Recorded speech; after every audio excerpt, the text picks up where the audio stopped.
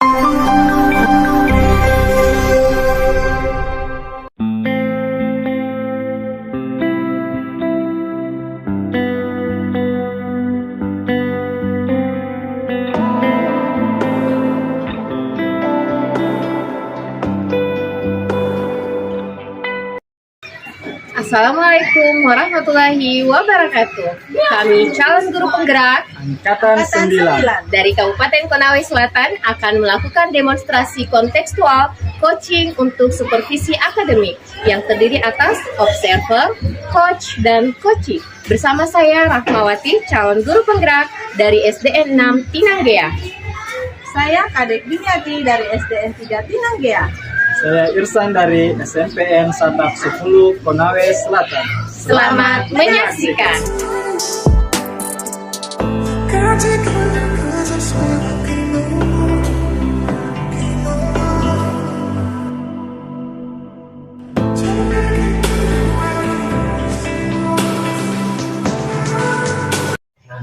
Selamat pagi, Pak. Pagi, Bu. Gimana nih kabarnya hari ini, Pak Irsan? Baik, Bu. Seperti Ibu lihat sendiri ini. Iya, tahu ini sehat.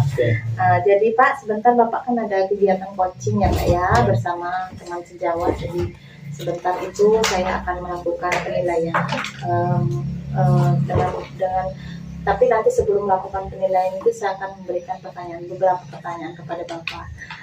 Gimana Pak? Boleh ya Pak ya? Ya, silakan, Bu. Ya baik, jadi sebentar ini antara coach dan coachee akan saya amati. Kemudian saya akan nilai sesuai dengan rubrik penilaian. Jadi apakah Bapak nanti sudah mengikuti alur tirta atau belum ya. Kemudian apakah Bapak ini sudah memberikan pertanyaan berbobot kepada coachee Bapak. Kemudian yang perlu diperhatikan, Bapak harus menggunakan prinsip coaching Pak. Mulai dari yang pertama itu kemitraan, kemudian proses kreatif, dan juga memaksimalkan potensi coachee Bapak sebentar. Gimana Pak? Sudah siap Pak? Baik, siap.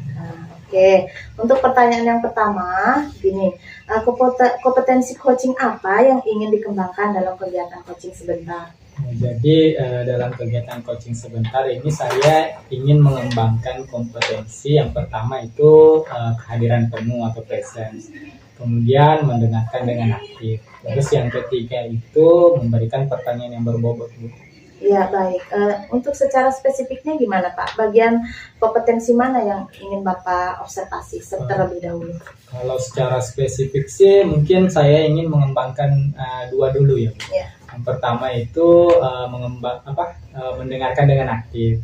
Kemudian yang kedua itu memberikan pertanyaan yang berbobot. Itu saja. Iya, baik Pak. Jadi untuk bagian yang ketiga ini, bagian indikator atau ketercapaian dan tujuan pengembangan apa yang ingin Bapak capai pada kegiatan coaching sebentar. Jadi yang sangat ingin saya kembangkan diantaranya itu coachee dapat memberikan atau menggali sendiri solusi terhadap masalah yang dia hadapi. Ya, jadi itu mungkin indikator yang paling saya harapkan. Oh baik, bagus sekali Pak ya. Jadi semoga sebentar kegiatan coachingnya berjalan dengan lancar dan semua terlaksana sesuai harapan ya Pak ya. Baik, silakan Pak dilakukan coachingnya. Ya, terima kasih. Ya, baik, sama-sama Pak.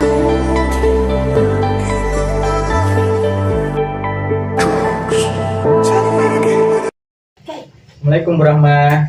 Waalaikumsalam Pak. Bagaimana kabar Ibu hari ini? Ya, alhamdulillah sehat Pak. Saya harap Bapak juga ya sehat. Ya, alhamdulillah baik. Ya, Ibu bisa lihat sendiri saya semangat hari ini. Tapi saya lihat Ibu kayak galau hari ini. Aduh, betul Pak. Sebenarnya saya itu sangat galau setelah ini bicara dengan kepala sekolah. Kan kepala sekolah itu bilang kita harus luluskan siswa-siswa kita itu 100% tahun ini.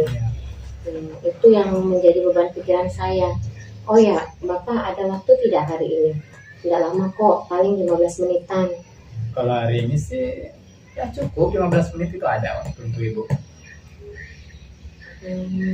Oke, begitu ya. Jadi sebenarnya saya ini lagi suntuk Pak. Suntuk, galau, karena kan setelah berkoordinasi dengan kepala sekolah, beliau menargetkan seperti itu, ya pastilah saya galau Pak. Itu yang membebani pikiran saya sekarang ini. Oh, jadi Ibu mau membicarakan keresahan Ibu tentang masalah target kelulusan 100% yang diberikan oleh kepala sekolah. Iya Pak, betul itu Pak. Ibu bisa menceritakan detail permasalahannya seperti apa? Iya, begini Pak, sebenarnya kan saya punya 2 siswa, Ya. mereka itu jarang sekali masuk sekolah, utamanya mata pelajaran yang saya ampu. Kemudian ada satu lagi siswa yang bahkan tidak pernah sama sekali mengikuti mata pelajaran saya. Bahkan penilaian-penilaian yang saya lakukan juga mereka tidak pernah lakukan. Nah, itu yang saya pusingkan. Sementara saya harus memenuhi target sekolah. Nah, bagaimana dengan siswa-siswa saya itu, Pak? Itu loh, Pak. Bisa tidak Ibu ceritakan penyebabnya siswa-siswa Ibu yang jarang masuk ini? Kira-kira penyebabnya apa? Jadi begini, Pak. Yang satu itu yang tidak pernah sama sekali masuk, itu kan dia itu habis kecelakaan. Kemudian tulang kakinya retak. Nah, itu. Nah, kalau begitu kan memerlukan waktu tuh yang lama untuk masa penyembuhannya. Tapi sekarang sih kan sudah 5 bulan lebih lah dia istirahat. Dia sudah sehat sih Pak. Cuma tinggal kakinya saja yang belum normal 100%. Nah, kalau yang untuk 2 orang ini, itu setelah saya konfirmasi ya memang anaknya aja yang malas Pak. Saya sudah konfirmasi ke orang-orang terdekatnya, memang anaknya yang malas ke sekolah saja Pak. Gitu. Jadi saya tangkap pembicaraan Ibu, inti permasalahannya ini Ibu memiliki beberapa siswa yang jarang masuk sehingga nilai mereka tidak ada, nilai ulangan harian dan nilai tugasnya. Tapi Ibu juga ditekan dengan target yang harus 100% lulus ini. Iya Pak, betul Pak. Betul. Kalau begitu kira-kira Ibu bisa apa yang diinginkan Ibu dengan kondisi seperti itu? Sebenarnya keinginan saya sih simpel Pak. Saya itu sangat setuju ya kalau sekolah mau meluluskan siswa 100%. Tapi yang penting saya dan yang lain-lain juga tidak memberikan nilai yang asal-asalan kepada murid-murid. Itu sih Pak yang saya inginkan. Jadi menurut saya luar biasa ya apa yang menjadi prinsip Ibu. Jadi artinya kita sudah mendidik anak dengan baik. Jadi tentunya kita berharap mereka juga bisa melakukan melakukan pembelajaran sesuai dengan aturan akademik yang kita buat. Jadi sehingga apalagi sekarang kita ini sudah berada di ujung semester ya Ibu. Kira-kira harapan seperti apa yang Ibu targetkan bagi murid-murid Ibu yang tadi? Ya, kalau saya sih sebenarnya ingin sekali murid-murid saya itu punya nilai yang berkualitas Pak. Itu intinya. Nilai yang berkualitas itu seperti apa menurut Ibu? Iya, nilai berkualitas itu ya nilai yang mereka peroleh dari usaha mereka sendiri Pak. Jadi mereka mengerjakan soal-soal sendiri dengan pemahaman mereka sendiri. Kemudian mereka mengikuti serangkaian penilaian yang saya lakukan. Nah, itu sih nilai berkualitas menurut saya Pak. Jadi maksud Ibu nilai yang lengkap karena mengikuti rangkaian sesuai dengan aturan yang berlaku. Iya Pak, gitu. Mantap sekali Bu. Nah, kira-kira apa saja yang bisa Ibu lakukan untuk mempertahankan prinsip Ibu? Nah, itu dia Pak yang jadi pikiran saya sekarang. Makanya Pak saya ajak Bapak untuk berbincang-bincang kali ini. Oh, jadi masih dipikir-pikirkan ya? Iya Pak. Tapi untuk kira-kira apa saja yang bisa Ibu lakukan terkait murid-murid tersebut kira-kira? Coba Ibu pikirkan kira-kira. Sebenarnya saya sudah melakukan beberapa upaya ya Pak. Jadi pertama itu saya sudah menghubungi orang tuanya. Saya sudah mengajak kerjasama itu. Bahkan saya meminta teman-teman dekatnya itu untuk membujuk-bujuk mereka supaya mau belajar lagi. Tapi hasilnya tetap sama Pak, 0 itu. Jadi Ibu sebenarnya sudah maksimal ya apa yang Ibu lakukan. Ya begitulah kira-kira Pak. Ya jangan putus asa Bu. Ya, kita sebagai guru tidak boleh putus asa. Pasti ada jalan untuk Ibu menyelesaikan masalah ini. Sekarang menurut Ibu pendekatan apa yang bisa Ibu secara efektif yang bisa Ibu lakukan ini untuk mengatasi masalah? Kayaknya sebaiknya saya langsung datang ke rumahnya ya Pak ya. Jadi saya langsung datang ke rumahnya, membimbing mereka, kemudian memberikan soal-soal ya sambil saya tunggu mereka kerjakan ya Pak ya. Luar biasa sekali tuh. Boleh dicoba kayaknya itu. Iya ya Pak ya. Kenapa saya tidak berpikir sebelumnya Pak ya seperti itu? Iya Bu, sebenarnya itu bisa dilakukan. Terus kira-kira kapan Ibu ingin memulai pendekatan itu? Ya sesegera mungkin lah Pak. Insya Allah besok setelah saya mengajar, saya akan mulai mengeksekusi rencana itu. Wah, luar biasa sekali. Baru merencanakan sudah mau mengeksekusi besoknya. Mengingat ada siswa 3 orang ini, bagaimana kira-kira Ibu membagi jadwal untuk mengatasi masalah ini? Jadi yang pastinya kan tidak bisa satu kali Pak. Jadi pertama itu saya akan ke siswa yang sakit dulu. Kemudian setelah itu baru saya ke siswa yang 2 orang ini yang sehat ini. Jadi saya akan bujuk mereka secara perlahan, bergantian. Ya mudah-mudahan mereka bisa kembali motivasinya untuk belajar Pak. Gitu. Bagus sekali Bu. Itu sangat luar biasa dengan apa yang akan Ibu lakukan. Sebenarnya kita ini dari tadi bincang-bincang, yang ingin saya tahu kira-kira dari perbincangan kita ini apa yang Ibu dapatkan? Ya, saya senang sekali loh Pak perbincangan kita kali ini. Ternyata saya bisa menemukan sendiri solusi yang atas permasalahan saya Pak. Iya, jadi ya pokoknya perbincangan kita kali ini sangat bermanfaat bagi saya Pak, bisa menyelesaikan masalah saya. Terima kasih banyak loh Pak ya. Ya, sama-sama Bu. Lain kali kalau butuh bantuan tanya saja saya. Iya Pak. Oke, jadi saya kembali dulu ya Pak ya mengajar ya. Silakan.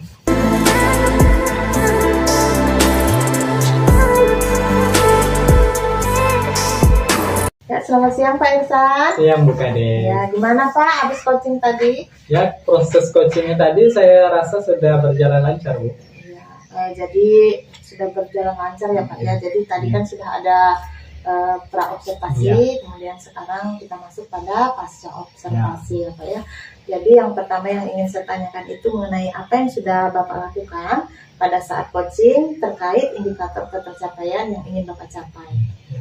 Tadi saya lakukan bersama coach. Menurut penilaian saya yang pertama sudah berjalan dengan alur cerita. Di mana alur cerita itu yang pertama adalah ada tujuan. Kemudian ada identifikasi, rencana aksi, dan tanggung jawab.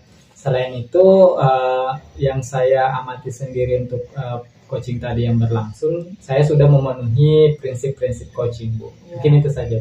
Kalau untuk coachingnya gimana Pak? Kalau untuk coach itu dia sudah kayak bisa menemukan solusi terhadap masalah dia sendiri. Oh iya, baik, sudah bagus berarti Pak ya. Jadi sudah coachingnya ini sudah mampu menemukan masalah mampu menemukan solusi dari permasalahannya dia sendiri ya Pak ya.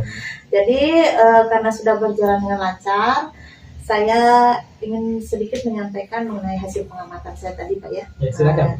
Yang pertama ya, percakapan Bapak tadi selama coaching sudah berlangsung dengan baik dan benar. Kemudian Bapak juga sudah menggunakan alur Tirta sebagai wadah dari percakapan Bapak bersama coach tadi. Kemudian Bapak juga sudah menerapkan prinsip coaching, yang pertama kemitraan, kemudian proses kreatif, kemudian menggunakan memaksimalkan potensi coaching. Nah, kemudian coach Bapak juga sebagai coach sudah memberikan pertanyaan-pertanyaan pemantik, pertanyaan yang berbobot kepada coach Bapak sehingga coach ini dapat menggali sendiri potensi yang sudah dia miliki. Jadi itu hasil dari penilaian saya tadi Pak ya. Ya baik, kalau sudah seperti itu semoga untuk berikutnya bagaimana Pak untuk peningkatan kegiatan coaching Bapak berikutnya gimana Pak? Nah, untuk kedepannya rencana saya ini mau belajar lebih lagi Bu, ya untuk meningkatkan kemampuan atau kompetensi saya dalam melakukan coaching bersama rekan-rekan lainnya, sehingga saya lebih mampu untuk gimana bisa memberikan pertanyaan berbobot, mendengarkan dengan aktif. Itu saja Bu. Oh iya. Iya baik Pak, sudah bagus sekali Pak ya. Rencananya semoga berjalan dengan lancar dan baik ya Pak ya. Jadi baik kalau sudah seperti itu, terima kasih nih Pak atas waktunya, kesempatannya. Semoga Bapak kedepannya bisa sehat, kemudian dapat melakukan tugas dengan baik. Terima kasih Bu. Iya, siap Pak. Siap Bu.